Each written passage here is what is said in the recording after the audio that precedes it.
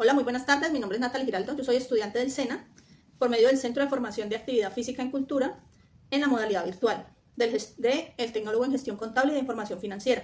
Este es un caso de estudio del censo poblacional y de la vivienda en Colombia presentado para el instructor Wilman de Jesús Peña en el área de Tecnología de la Comunicación y la Información en el área de Matemáticas.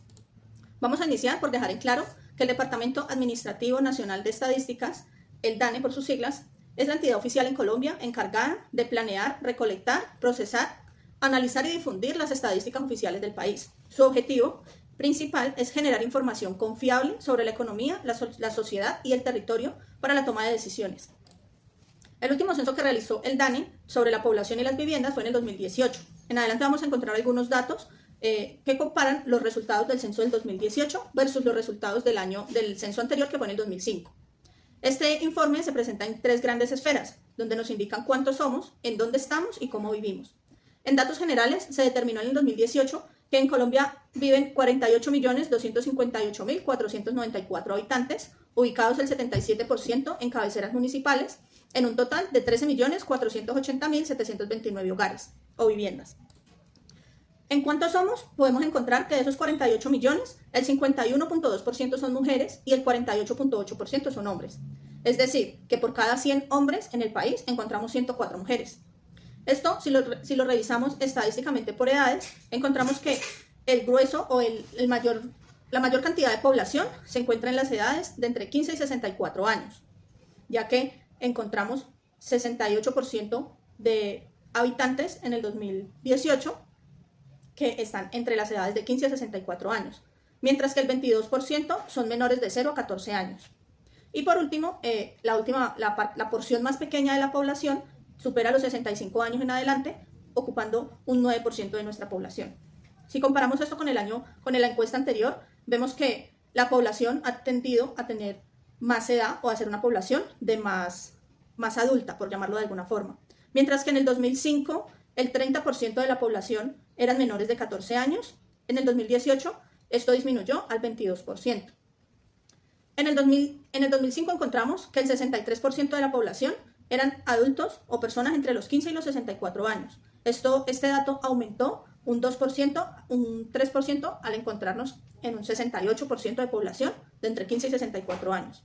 Y por último, viendo las diferencias en edades en población del 2005 al 2018, encontramos más de un 3% de aumento en la población adulto mayor. En el 2005 eran el 6.3%, mientras que en el 2018 este número aumentó al 9% de la población. Finalmente, podemos determinar que la población étnica en total en la nación se autorreconoció en su mayoría como no pertenecientes a ningún grupo étnico, mientras que el 4.3% se identifican como indígenas, el 6.8% como afrocolombianos. Quiere decir esto que a pesar de la gran variedad que tenemos en nuestros departamentos en ámbito cultural, aún la mayoría de la población no se siente identificada como perteneciente a alguno de los rasgos étnicos que nos caracterizan en general. Y por su parte, ningún habitante en la población se reconoce como gitano. Al determinar las características de esta población, encontramos que hay algunos que presentan dificultades para desarrollar su vida cotidiana o su vida diaria, mientras que el 92.9% de la población indicó no presentar ningún tipo de dificultad, un 7.1% sí presenta dicha dificultad. Parte de esas dificultades están en el oír, en el hablar, en el ver, en el moverse, en la posibilidad de agarrar cosas, en desarrollo cognitivo, dificultades para comer y vestirse, intelectual o problemas cardíacos severos, encontrando la mayor participación de ese 7.1%, el 37% tienen problemas para ver, mientras que el 27% para moverse, seguido en un 8% por personas con problemas cardíacos. Por su parte, encontramos en datos de alfabetismo, en leer y escribir, el 90% de las mujeres de 5 a 14 años saben leer y escribir, lo acorde a su edad, mientras que el 88% de los hombres dicen saber leer y escribir, dejando esto un sesgo muy pequeño del 1.2% de niños que no saben leer ni escribir de entre los 5 y los 14 años. Por su parte, los adultos de 15 a 64 años, el 96% de los hombres saben leer y escribir, mientras que el 96% de las mujeres saben leer y escribir, llevando esto a un número muy parejo, y este comportamiento, esta variación, se repite viéndolo en los adultos mayores de 65 años. Asimismo, vemos la asistencia escolar, en donde la diferencia marcada, donde los hombres menores de 5 a 14 años tienen menos asistencia a las escuelas que las mujeres. Esto nos podría indicar que la falta de asistencia a las escuelas es lo que nos justifica que también estos niños no sepan leer y escribir, llevando a conclusión de la necesidad de que se presenten a las escuelas, que se pueda llevar la alfabetización y la asistencia escolar a todas las edades, iniciando desde la edad más temprana. Determinando en dónde estamos, que es el otro gran sesgo de la información, encontramos que para el 2005 el 76% se encontraba en cabeceras municipales, dato que ha aumentado para el 2018, mostrando un 77.1% de la población en cabeceras municipales.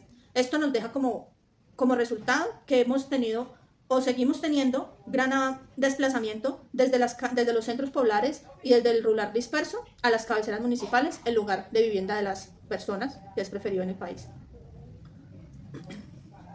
Y al determinar cómo vivimos, encontramos que el total de viviendas en el 2005 se determinó en 10.390.000, mientras que para el 2018 el número aumentó a 13.480.000, indicando esto que a través de los años hemos encontrado que más familias pueden tener con su hogar las casas en donde pueden vivir. Por su parte, el acceso a los servicios públicos se determinó de la siguiente manera. Mientras que en el 2005 el 93% tenía acceso a la energía eléctrica, para el 2018 este número aumentó en un 96%. Este comportamiento lo vemos reflejado también en otros factores como el acueducto, el alcantarillado o el gas natural, donde todos los valores han tenido una tendencia en aumentar, teniendo una principal o una variación más grande el acceso al gas natural, pasando de un 40% a un 66%.